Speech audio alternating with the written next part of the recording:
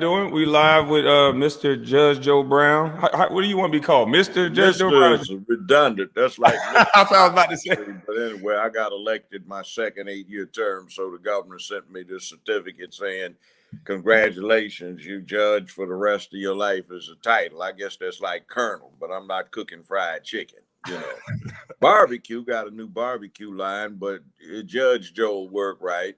Okay. Besides, that's my performing name. Years ago, when SAG-AFTRA wanted to get me on board, I had to pick one. I couldn't pick my name, but they said Judge Joe will do fine, Judge Joe Brown. So that's me. Official title and performing title, and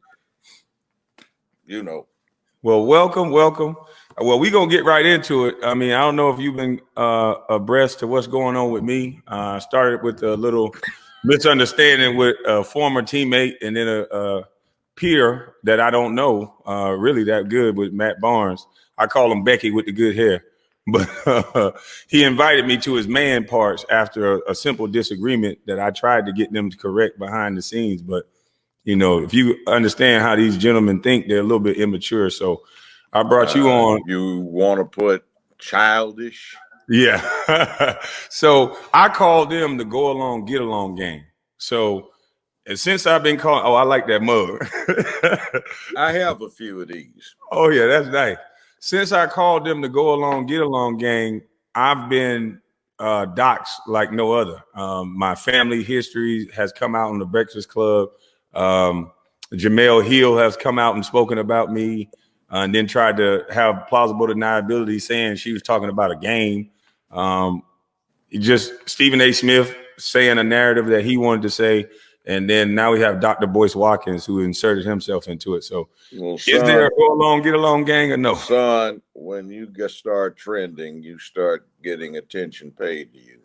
And in my generation, we'd say when somebody's half stepping, they try to slow everybody down and put concrete out there for them to get mired in when the concrete hasn't set. But if you just step on out, wipe your feet off, you can go do it. It's like dog shit, when you're dealing with dog shit, you got to avoid stepping in it.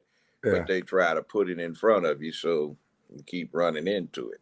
Yeah. My thing with the Breakfast Club is it's poisonous. Part of this agenda of pushing this narrative of LGBTQ, IA plus, whatever in the hell it is right now. I don't have anything against somebody being gay. What you do in your own damn bedroom is your own damn business. But when you start trying to mess it up for everybody else, because you got a butt up to the show. Did you see that show? That whole crew, I challenged them to a debate. I said I'd whip their behinds, but they won't take the old man on. I know it'll be embarrassing. The old man whips all three of you one at a time. It's your option. Let's go someplace neutral where you don't ambush your guest and put all that rainbow shit in the background. So you think that's an agenda that they're pushing? Yeah, it's an agenda. I saw it when I was at UCLA 50 plus years ago. They started saying that they were going to destroy manhood. See, first you had the lesbians who hated men. You had the feminists who hated that they weren't men. You had the soy boy, beta boys, you'd call them now, who were white boys who couldn't make it in a white man's world. And you had nothing at that point until you started getting the anti-war thing developing in the late mid-60s. And they came up with this stupid idea that war is a man thing. So the way to stop war is to change the way boys are raised to men. And if you raise them like girls, so they wanted dolls and frilly stuff and were soft and emotional, that would keep boys from becoming warlike when they got to be men. So when you put that ballast into the mix, they started taking over. Now, a little slight history. I'm going to make it as quick as I can. No, take your time. The late 60s, color TV was bankrupting the major movie studios. Paramount, Warner Brothers, MGM, and such like. And they started firing executives to bring people in to get new ideas. See, at that time, if you were an adult, it cost you 50 cents to go to your local movie theater. And every Thursday and Sunday, they had 2 new movies, Man, 3 cartoons, and some features. So you could walk in anytime you wanted to for 50 cents. and Wow. see what you would be seeing, and then see the whole thing, and then sit through what you missed, or keep sitting there. Yeah. And no matter how big a hit the movie was, every Thursday and Sunday they changed and had 2 more. So the studios are making like 120, 250 movies a year, and they all had the same cast of stars that were in every movie. Well, what they came up with was 2 things. They had these young, bright folk that were part of this crew that is going to destroy masculinity. Okay. And they said, wow, we have a market. Let's go after the black folk down at the bottom who are getting neglected. They have money to spend. And if we come up with what we term blaxploitation movies, they'll come out. So the way to come out is appeal to the lowest common denominator. So let's glorify the pimps, hoes, drug dealers, thugs, bank robbers, gangsters, and everything else. Makes sense. Oh. And they started doing that, and they started glorifying dysfunction. And I heard them discussing this. They said, we need to start with 2 things. The black woman was the role model because she controlled her men the way they looked at it. And 2, if we start experimenting on black males in trying to see if we can take them down a notch. So instead of I'm black and I'm proud, Ungawa, black power, afro, and a beard, jeans, fatigue jacket, and ready for the revolution, they came out with Superfly in 1971, 72, where this dude's got processed heads, driving a pimp mobile, selling drugs, and they make him a hero. They had Black Caesar with Fred the Hammer Williams, and that plot was he was a major drug dealer who was trying to become the only drug dealer, and he was killing and assassinating a whole lot of people. He became the hero, driving off in the limo into the sunset, smoking a big Cuban cigar. And see, they started doing that. Well, when you get this mix rolling, they also had another thing too, which was, let's take over the political parties. And you used to hear them on campus talking this nonsense all the time, where they'd get into the Republican Party and the Democratic Party. And the thing was, the Republican Party would work behind the scenes, or at least the ones that got in there. And in the Democratic Party, they'd be the voice. So from time to time, they would deliberately cause a lot of confusion. And when they caused a lot of confusion, then they could work behind the scenes and nobody would see. So slowly, they ran this propaganda, and the best propaganda engine in the whole world was doing it. I mean, even Adolf Hitler and Heinrich Himmler and Goebbels for the Nazis said, we have to model what we do on the American entertainment industry because it gets in so many people's heads, and we need to copy that methodology. Oh. Now, they did this, and for 50 years, they have propaganda glorifying dysfunction. Now, if you want to see the contrast from 1920 to 1940 is 20 years. That's the only time the Nazis had to work. This same group, using the methodology that the Nazis based theirs on, had 50 years, not 20. So we think in terms of their narrative with such foolish shit as toxic masculinity. That's not a word. Okay, homophobic, that's not a word. That's only 10 years old, you see. And the word, for example, for that one is heterophobia, which is the opposite, which is for several hundred years, gay folk had to deal with being lynched, mutilated, beat up, jacked up, fired, thrown in jail, ostracized, all kinds of stuff. So one of the propaganda techniques that is very effective that the Nazis knew is flip the script. Accused your enemy of being like you or doing what you do. So they're heterophobic and they flip the script to homophobic.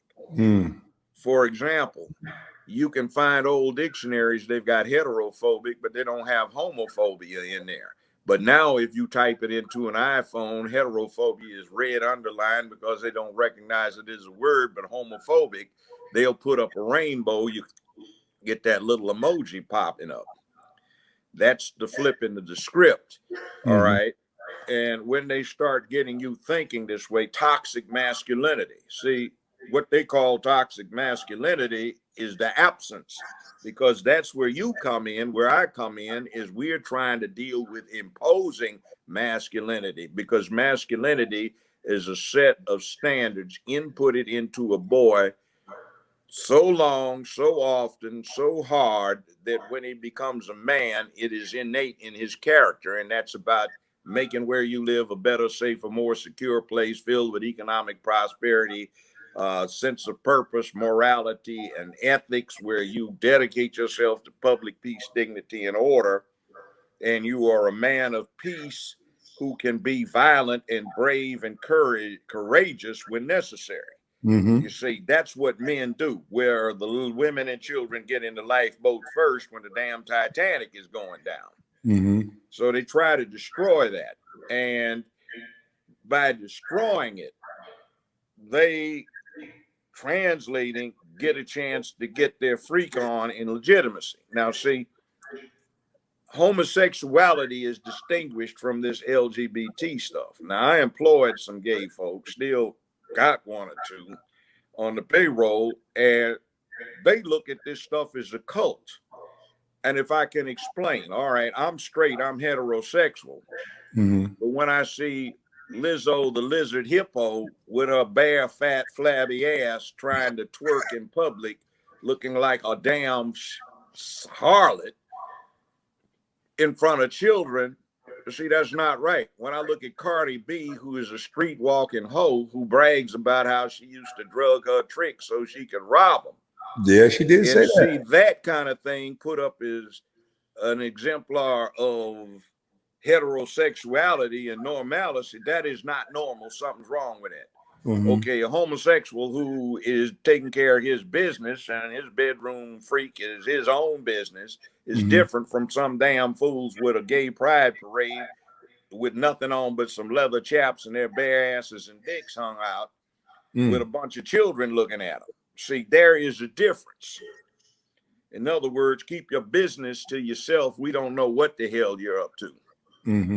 I remember there was Paramount, when my show was with Paramount, there was an executive vice president who was in charge of PR. And my beautiful wife at the time, now ex-wife, I can't seem to keep them all that long. But anyway, they're expensive as shit. But look, we were in a thing in New York where everybody had to go there for one of these corporate things. And she and I got on the elevator to go up to where the meeting was going to be. This VP got on, and then this flamer got on, and the VP, who was admittedly gay, he jumped up and rushed off. So somewhat later when he got up there, my wife said, "Why'd you get off?" He said, "I can't stand the flamer." You know, that's crazy, because my first cousin is gay, and he says stuff like that, and I'm like, "Yo, what you talking about?" He was like, "Man, we don't like people that act like that. You know, he's gay, but sometimes he acts like a man, and then sometimes he doesn't." He explained it to me, but you know, I really don't understand it, but I don't try to. That's still my cousin. So, well, yeah, I know he talked like what you just said. He said, "I don't like flamers."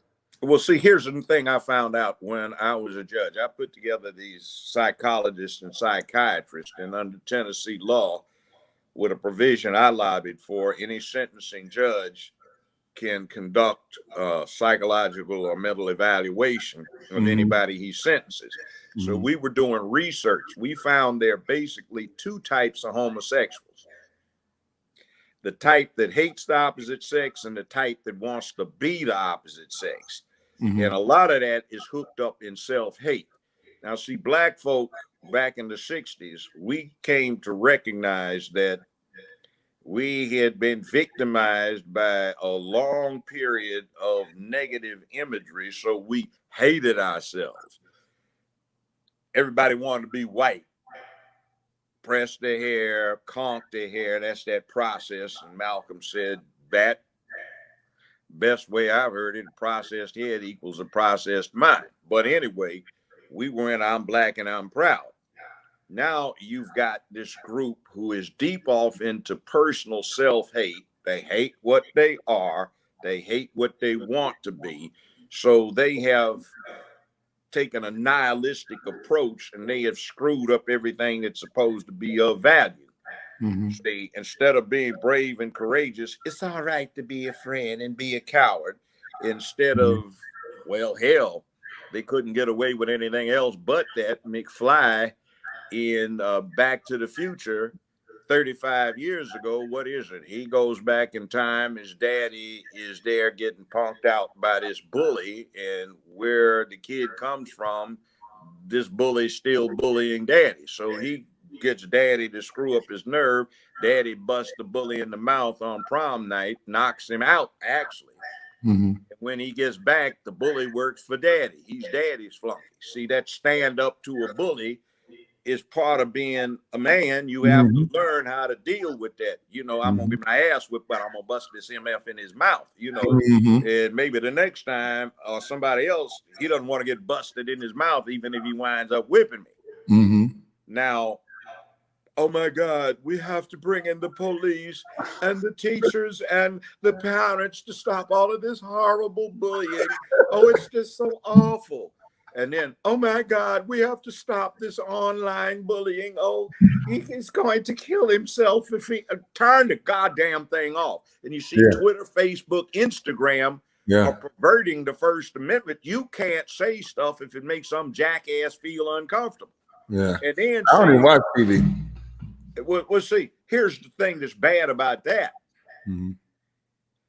If you complain about somebody doing you that way, like on Twitter, you can say the N-word all you want. You can put child pornography, pedophilia. You can put full frontal, 3 dicks up her ass and suck it 2 more. See, I'm not on Twitter. See, I don't know Twitter. But you can't say something like, we've got a situation where we've got some pink panty wearing fascists who are trying to subvert the First, Second, Fourth, Fifth, and Sixth Amendments and down manhood and womanhood, because Zeke Heil, this is something where we're going to have to stiff arm salute the rainbow flag and read Mind Überganger, which is my conversion, you know. And that is supposed to be something that is horribly offensive, but you can say in all you want. And you can talk about toxic masculinity or some chauvinist pig or whatever it may be. That's okay. See, because it's directed propaganda, there's a narrative. And the people that control Facebook, Twitter, Instagram, they're deep off into the rainbow, which is their business. But we fall for some more stupid propaganda, which is it's private, so they can do what they want. Well, what about the poor private guy in Colorado who, against his religious scruples, was forced to bake a cake for a gay couple he didn't even know? All right. How about when they took Trump in about 3 years ago because he was blocking these fools that were trying to troll him when he was posting, and he wisely did not go any further. He let it go to the Court of Appeals. And what happens is they said he had to unblock them because it was a public forum and these people had a right to exercise their First Amendment rights. So that's still standing, which means Twitter, Instagram, Facebook should be busted on a class action for not functioning properly as a public utility and attempting to monopolize the airways, which are licensed. They have to have a license to do what they do. Mm-hmm. So when they take this public license, they've got an obligation to the public, and they become a public utility. Now, 150 years ago, when they started getting gas lighting and stuff in cities, these companies that were privatized to provide these services were private companies that provided these services started saying, we want to do some redevelopment. So we're not going to give you guys your gas because we don't like you. Well, they got declared a public utility, so they have to treat everybody do the same way. And the analogy that some people ought to get is the phone company can't tell you what the hell to say on your cell phone.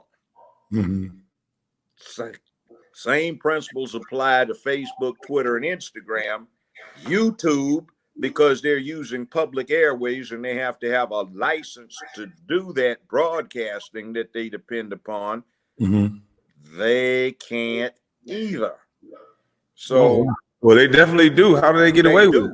But you see, that's because too many people think in terms of the narrative that they've established and another narrative which came from the other side about the sanctity of private enterprise. Now, see, that sanctity of private enterprise impacts the Black community. Ever heard of this thing, pipeline, jailhouse, schoolhouse, jailhouse? Yeah. See, here's what that's about. Okay. People used to ask me all the time, Judge, what's wrong with the criminal justice system? Why is it so broke? Why doesn't it work? I said, well, it's working fine. It's just doing something else. See, all of this nonsense about leave it to private enterprise to solve everything. Well, private enterprise is out to make a profit. That's what they're doing. Right. They're not out there to be doing good. And what happens is, due to industrial technology and computerization, a whole lot of ordinary people have been made obsolete.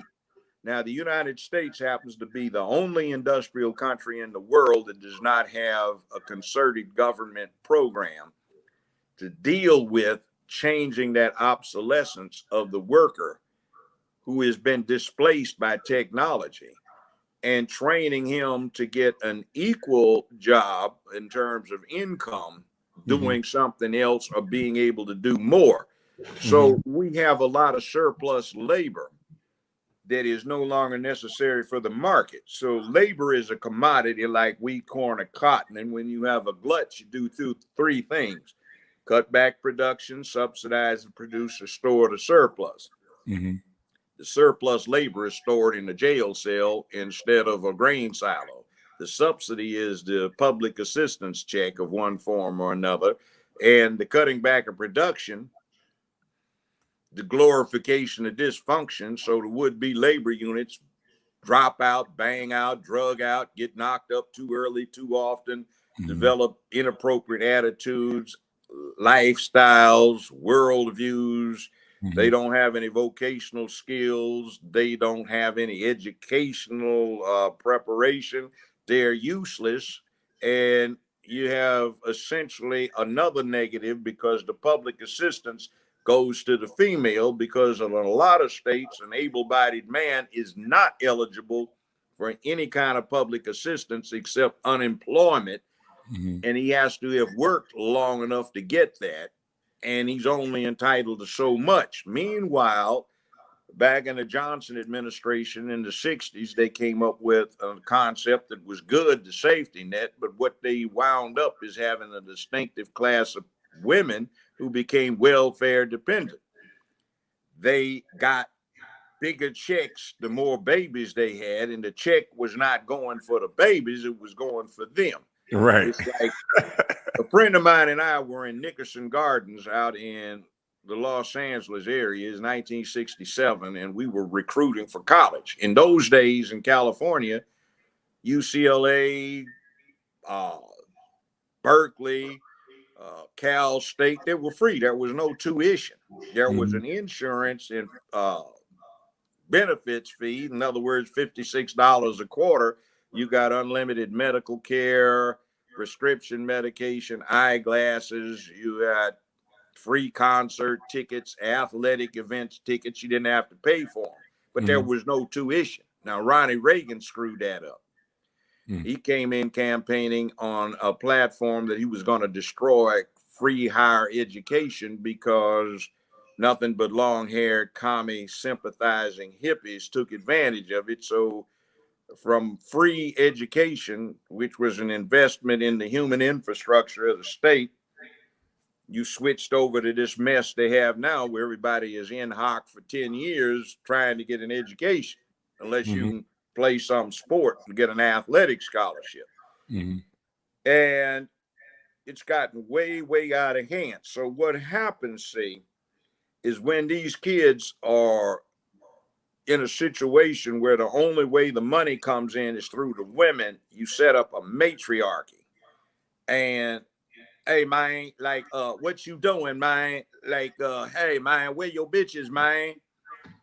Or me saying, young man, if the court is disposed to place you on probation, just how do you intend to sustain yourself? In other words, how do you make your living? Well, with due respect, Your Honor, like I got me 4 bitches. Excuse me, I didn't mean to say that. I got me 4 ladies takes good care of me. 2 of them Let's see get, what's going on now. got good JOBs. 1 get a crazy check. 1 on AFDC. They takes care of me. Dang. You know, well, what do? I smooths them out. You know, they got hard gigs, you know, so a hard life. So I make them feel good. And see, about 20 years ago, there was this thing about the thug. I can remember sitting up in the lounge in the airport in Detroit. Me and my homeboy who was traveling with me is the late Clifford Stewart, who was a hell of a man. I called him my brother. We look alike. He's just Black Belt Magazine called him the most dangerous human alive in North America. He was one of those folks. And we were reading this article by a Black female PhD who was saying, ladies, get yourself a thug. They are so thrilling. You have no idea. Raw masculinity, but you can control it because you're paying the check. Oh, yeah. And I do all these local radio appearances or remote or direct, and they say, this is Bobby on WFOOL. This is Take Care of Your Thug Week. Call Bobby and let Bobby know if you got a thug at home. All right, we got Tamika on the line. You got you a thug, Tamika? Yeah, Bobby, I got me a thug. He's so fine. Lord have mercy. All right, we got Jamalina on. What you got, Jamalina? Well, yeah, Bobby, I got me a thug. He's so fine. All my friend girls, they Jay. He look just like Denzel. Oh, who is this? Lucille? Yeah, Bobby, this here Lucille. I'm white, but I likes me some thug too. They so exciting. See, and you get this kind of glorification of stupid. And you get these young males who have no man training. And see, man training is difficult because it takes a whole lot of shit in your head for, all right, women and children in the lifeboats first, and the rest of us are going to drown in this icy water if we don't freeze to death first. All right, ladies, get in, and you punk, get that dress off. We know who you are. You still got a beard. Get your ass out of here. So, see, now they have this thing where they got these trans freaks, drag queens, and they want to put on a dress and put on bras and get in the lifeboats with the women and children. So get your ass out of here. And if you don't help get them down, we're going to throw you over there and charm the sharks so they'll go over there and eat your ass instead of bothering the women and children.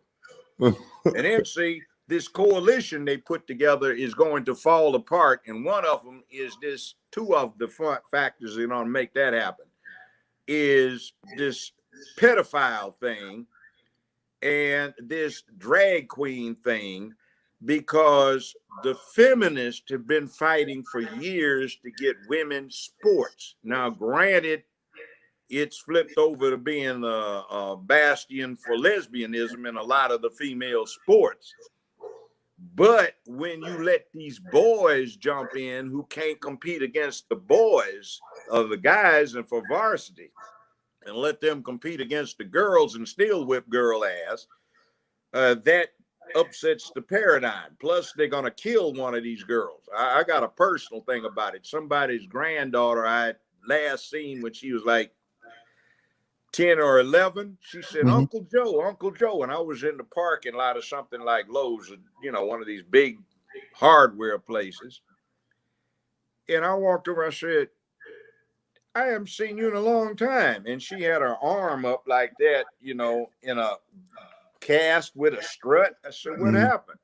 She said, well, I was in the martial arts. I said, yeah, your grandmother told me about that. Granddaddy, too. She said, well, I got a scholarship to such and such college to do women's wrestling, full contact wrestling. That's the new thing.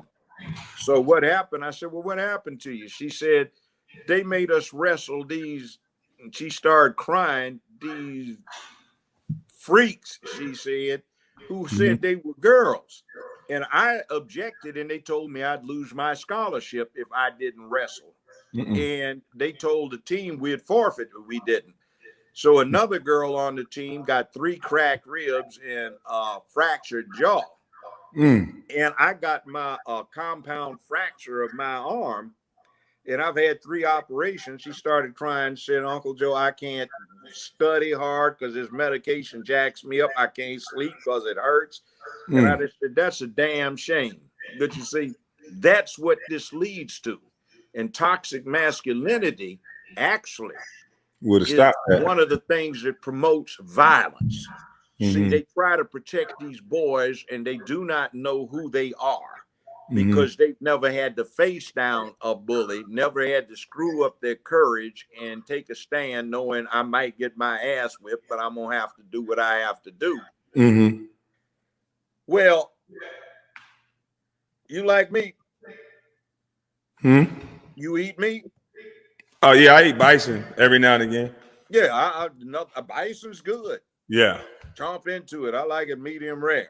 All right? Yeah, I like mine sometimes medium, but mostly medium well. Okay, well, you eat it. Oh, yeah. See, we are the apex predator on the planet. We kill better than any other damn thing's ever been here. If they actually had a Jurassic Park, I can see if some of them escaped. The T-Rex did. I can see, yes, Lord Williams, I was out there and it was really tense, and it was me or it in my guide, and he took off. He was a little affrighted, but I gave him one charge, and rapidly worked the bolt and delivered another, and that is it is on my den wall. Isn't it magnificent? See? Yeah. And you once were king of the jungle. Now the tiger is in danger, and the mother elephant in her bond with her calf, and the polar bears, and we have to save everything on the planet because we the baddest ass killers on the planet. Nothing kills like us. And what do you think is inside this beast that is the apex predator on a planet? It kills. So you have to impose masculinity so it knows when to kill. Go kill your bison when you want to eat it, or, we do it by collectivity. We have a slaughterhouse and a meat packing place, and it tastes good, and a restaurant fixes it up. Well, all that's good, but that tendency to kill is still there. And we don't have a draft, but for a long time they had one, and those guys, ordinary people that got drafted, did a whole lot of killing. World War I, World War II, Korea, Vietnam, before that, the Civil War. So you can get ordinary people and you can turn them into killers. All right. That requires a lot of social adjustment so they do not turn on themselves in an inappropriate fashion at an inappropriate time for inappropriate reasons. That's why we have criminal laws, particularly against the wrong kind of homicide, criminal versus justifiable. Now, when you take this boy and you protect him from bullies, so the parents, the police, and the schools protect him, where Twitter, Instagram, and Facebook keep him from seeing something that'll cause his stupid ass to go take himself out, then what happens is he doesn't know this beast that's in him. And see, this beast is still there. And under the wrong circumstances, that beast comes out and starts leering at him, and he doesn't know what to do. So you get these perverted asses that go and shoot up a school because they felt bad because they got bullied too often and don't know what to do with it. Mm-hmm. That's a lack of masculinity. All Right. of these folk in the hood that go around popping caps on everybody, doing drive-bys, see, they suffer from lack of masculinity. So I don't That's the same thing I told Jack. Somebody. Yeah. But I grew up in Los Angeles Mm-hmm. and South Central. Mm-hmm. And what I found out from there later on, and when I was sentencing people or when I was defending people, Mm-hmm. dudes down in the hood rat, they just bitches. See, they only see what they are is lesbians in boys' bodies. Mm-hmm. The lesbian and the hood rat are raised the same way. They're raised by their mamas like girls because their mamas hate men, and the boy's gonna be a man if he got raised properly, so they hate him and raise him wrong. He winds up with a secret hate for his mama, but doesn't realize it. Mm-hmm. He's raised as a girl. He likes pussy. The lesbian is raised as a girl. She likes pussy. If the fairy godfag waved the magic wand over the lesbian and she woke up the next morning with a dick, there would be no difference between her and your typical hood rat thug trying to play OG. Mm-hmm. And these guys ain't got manhood. For example, I don't know how many times this scene repeated itself over the time I was on the bench. There would be a motion to suppress a confession, right? So the police in Memphis always tape the confession. So you got to see the whole thing. So, counselor, defense ready for this matter?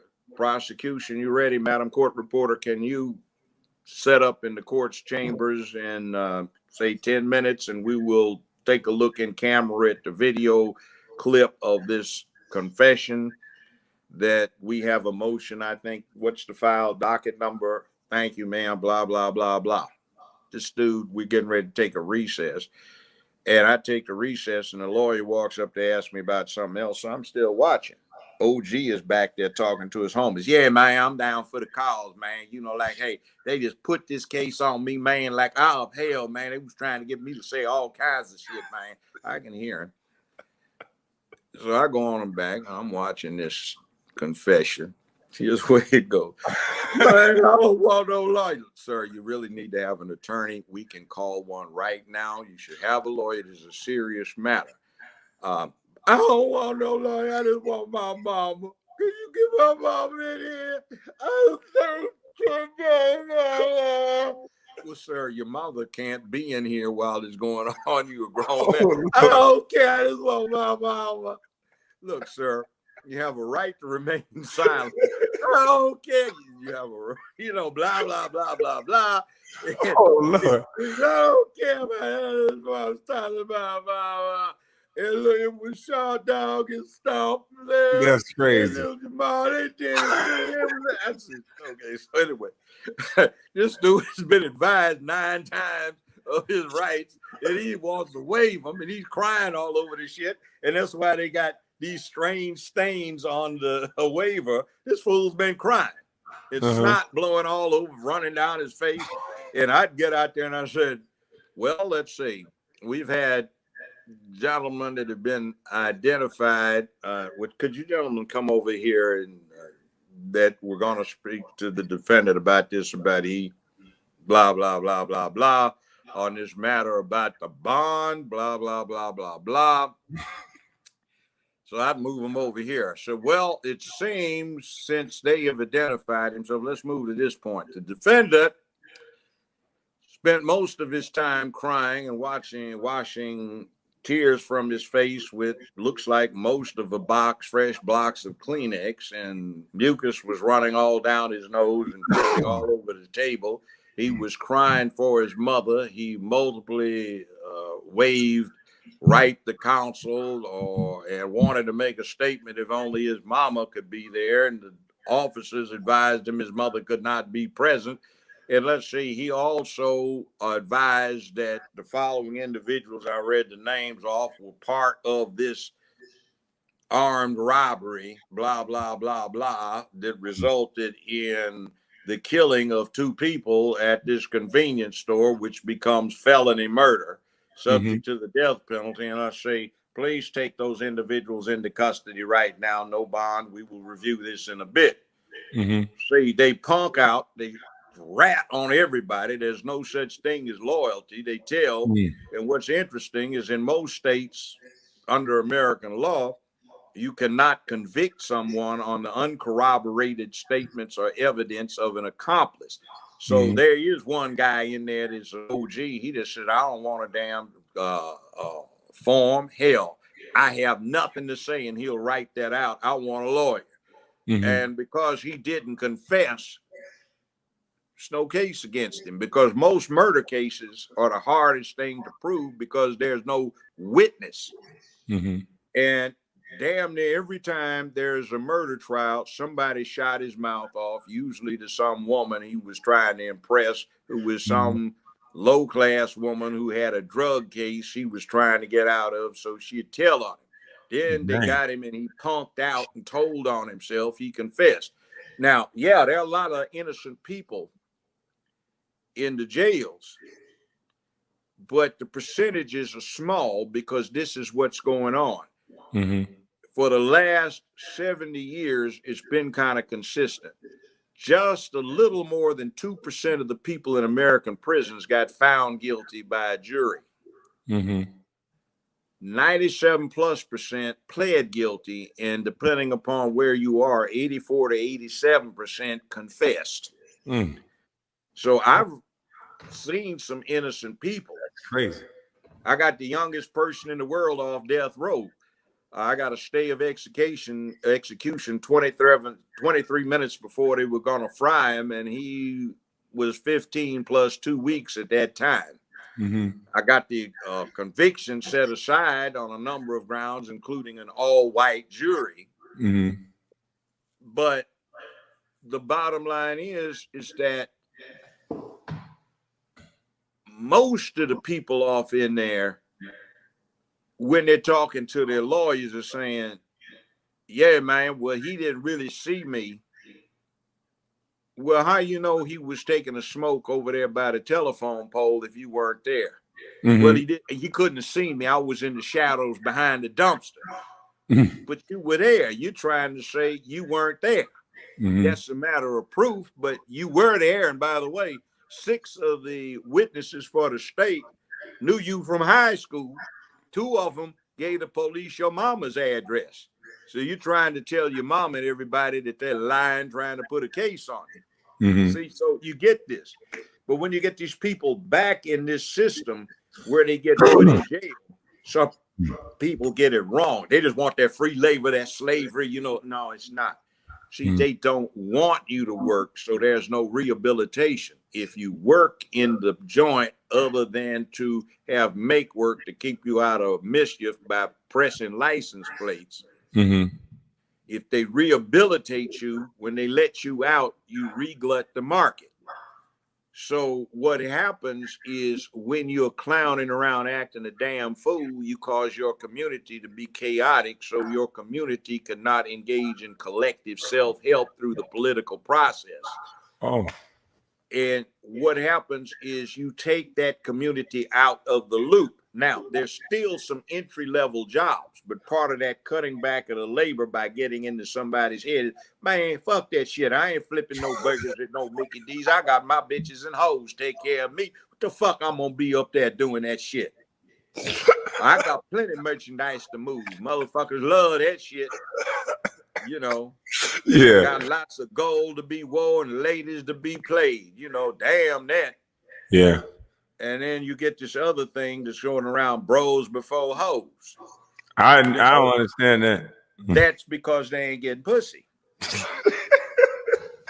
Now, see, let me say something about this. I played football in high school and college to understand that, but I did have some sense.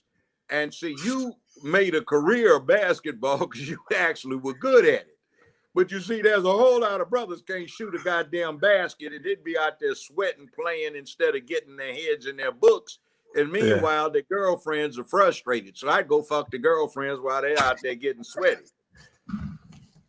Yeah, got a lot of pussy, you know, goddamn.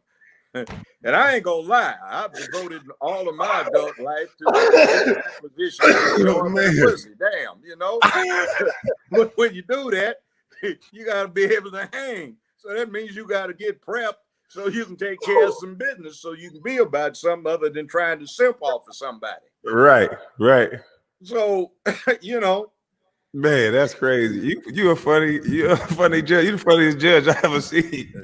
Well, you know, really. When you get that dignified yes, and now, gentlemen, are we prepared to proceed to blah, blah, blah. Yeah, you can play that. You have to have versatility. You know, when I'm judge, I'm fair and impartial, neutral and detached, you know, blind justice, except I ain't no bitch with one tit out to feed the needy and ain't stepping on no goddamn snake. But, you know, justice is blind, fair, and impartial. Yeah. Which has some interesting consequences that have results that people do not anticipate. I'll tell you one of those about Martin Luther King's assassination, which was not by James Earl Ray, but was ordered and concurred in by J. Edgar Hoover, and the FBI supplied the murder weapon and the ammunition. Whoa. And the shot came from the fire station, not the flop house, not the bushes. It was a two-man team. They recruited them from the Marine Corps sniping school at Quantico, Virginia, where the FBI has a training academy. Now, I'll get back to that, but you see, they hadn't expected me doing what I did to be neutral, fair, and impartial. They thought when the case got in front of me on random rotational assignment, I'd just go dog the dude out. But I just said he deserves justice. Let's see what the fuck happened. And it was not what the narrative says. But anyway, that's what happens when you get fair and impartial. But see, I'm fair and impartial when that's my job. I'm the referee, the umpire. When it comes to me outside of that, yeah, I have some opinions, and a whole lot of people I know got killed. I was in the building when John Huggins and Bunchy Carter got assassinated by those us folk at UCLA at high noon in Campbell Hall in the cafeteria in front of 42 witnesses. Dang. They kicked in, somebody else kicked in my door upstairs where I had an office on the third floor and put 4 bullets through the back of my chair, which I had set up so I'm facing out rather than toward the door, just for that purpose. Not for that purpose, but for some other reasons. And Elaine Brown and I were going back down the stairs when this shit went on, and they took off past us running out. They shot John in the back twice, point blank, killed him, but he wasn't dead yet. So he set up and had a 357. He popped 6 caps at them as they were fleeing and hit one of them in the back of the shoulder blade, but didn't stop him. And they kept going. The police wound up admitting, some of them, that us was on their side, and every time they went to bust these folk, they got tipped off, and they got 2 of them. Johnny Cochran defended 2 of them. They got second-degree murder convictions, sent to a penal facility. They escaped in a week. APB got taken down within 48 hours. I saw them 2 years later. A guy named Ayuko Babu, who's out in LA, still does the Pan-African Film Festival out there. Well, me, and some other people were trying to raise money for Frelimo, the guerrillas in Mozambique. We had gotten an airplane full of combat boots that the State Department seized, so we raised money. We had Taj Mahal, Pharaoh Sanders, Oscar Brown Jr., Gene Pace, Aretha Franklin, and Stevie Wonder put on a free concert. We raised the money. So I'm walking around in the audience at the Palladium, which was on Hollywood Boulevard then. And here these 2 that just got convicted of second-degree murder. I said, what the hell are you doing out? Both of you. Well, we just walked. So 25 years later, they got tired of being on the run. They tried to surrender themselves. California said, we don't want you. Now, see, that's the way it used to roll. So with that kind of context, and all of these people I knew died. See, I recruited Geronimo Pratt to UCLA. That's G. He did that time for that murder, wrongfully convicted. Okay. Nathaniel Clark, he got killed. Elaine Brown, I recruited her. See, all of these people died, and people were getting killed left and right all the time. Now, with that context, I hate these pimps and simps who get up trying to perpetrate about they're trying to be about black business, and all they are is LGBT surrogates, like the Black Caucus. And I look at the people like Al Sharpton, Cory Booker, Don Lemon, and crying Van Jones. I call CNN Crying Negro Network. And idiots like that. What you say is the Crying Negro Network? Yeah. Jesus Christ. You know, see, CNN has Anderson Cooper and dip his little sweet butt in the tea to make the tea. Then they squeeze Don Lemon's little sweet butt when his white husband isn't around, and add lemon to it. And he had sugar from Van Jones, and he cries a few tears in it to add a little unique character to the tea. So, they push this stuff too. See that narrative they do. You got to think, like they're trying to get Trump still for inciting a riot in D.C. What did he do? He told all these people to come and demonstrate, right? Well, the First Amendment, for those who've never read it, says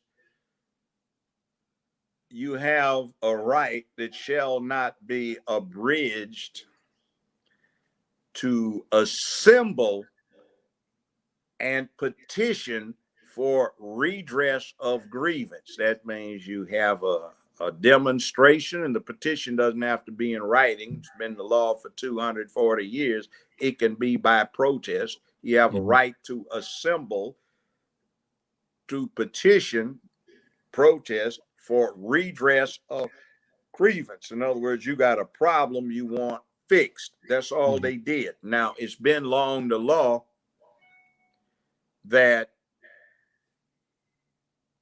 if somebody independently decides to get unruly, you're not responsible for what they do as long as what you were advocating was peaceful. But on the other hand, look at Maxine Waters to show you there's an agenda. She actually was out advocating for people to spit on somebody with a MAGA hat. If they had support Trump bumper sticker, break out the car windows, turn the things over, get unruly and burn stuff up. That actually is incitement of violence, which is in fact criminal. Now, they don't go after her. They just have this thing on Trump. Now, I don't particularly like Trump, but I'm not against him. I did not vote for that damn fool that they had running against him, that racist dog, what I heard the first time in 1972 when I was doing an intern thing at a DC think tank, when he was out there with James O. Eastland, John B. Stennis. Faubus came in from Arkansas. That's the fool who said they'd never integrate the Little Rock High School. They had Wallace there, who was wheeled in, and they had Byrd, former Grand Dragon of the Klan, and they were talking about this young man who had a stupid-looking ducktail like he was back in the 1950s, was the last true yellow dog Dixiecrat. And they were talking about Joe Biden, who got up there, and when the speech he gave, I mean, I was really offended. I heard it right outside the state capitol building in Dover, which was a rundown, ransacked old house, 250 years old. And he said, Negro children are like roaches. If they're allowed to integrate the schools, they will infest them and they will never be gotten out. Negro. Who said that? Joe Biden said that? Yeah, I heard it. Wow. Saw him. He said Negroes were animals and they turned the streets into jungles. And he and Senator Eastland had a plan where they could put all of these Negro animals in zoos. Now, we talk about the 94 crime bill. That wasn't shit. The 91 was bad. The 91. 87 was really bad. The 81 was the one where one rock got you 5 years, which due to some other stuff Biden and Stennis and Eastland did, it wasn't 5 years with parole. They abolished federal parole. So you get 5 years, you get 60 months, and you get released with all good and honor time at 56 months from federal custody. And then that was the 81 one, then there was the 79 and the 77. So let's give blame where blame is due. That bastard has been a racist dog, and he used to talk about he understood the Negro because he was raised in Delaware. And he said Delaware was a proud slave-owning state that basically copped out by not going with the South during the rebellion as it should have, because they were too close to DC to not be intimidated. So I listened to this racist dog. I kept up with him because I was practicing criminal law, and federal criminal trials became almost a lynch thing because of what is allowed. By the way, if you ever get interrogated by the feds, never say, I don't know what happened. I don't know anything about it. Because you will get convicted on one count of an indictment saying, making a knowingly false statement to a federal investigator. You know why? Because they tell you what you're there for. So you know what you're there for. So when you say, I don't know nothing about it, you did because they told you. With the feds, you say, I have nothing to say, or I refuse to make a statement. I want a lawyer. But if you're talking with the state, you say, I don't know what the fuck you talking about. Fuck you, you know. But with the feds, watch what you say. Because in the federal system, thanks to Biden, Stennis, Eastland, and some other of these yellow dog Dixiecrat races, what happens is they've set it up so you get tried by ambush if it is a criminal case. And if you're absolutely innocent, you don't know shit about what happened. Eastland and Stennis and Biden set something else up where they deliberately set the rules so that a prosecutor could knowingly go, well, not knowing, but know that he had no case that could get an conviction, but deliberately go after you for the purpose of bankrupting you so your ability to operate is destroyed. Now, that's one of the bad things that bastard did. And then you got Queenla Imhoff in there. You know who Imhoff is? No. Yes, you do. Who? Mrs. Imhoff, Vice President of the United States, who goes by her maiden name, Miss Kamala? Kamala Harris.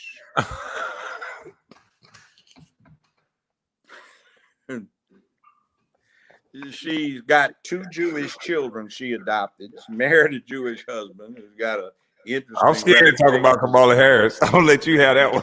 No, she's a witch, and she is a corrupt witch. She's been corrupt her whole life, and she fucked her way to the top. Oh, Lord. They used to detail this witch in the LA Times with her sexual escapades. She fucked damn near everybody trying to get up. She used to be a frat hoe when she was at Howard. And she ain't black. You know, I ain't got nothing to do with this, Miss Harris. No, I mean, well,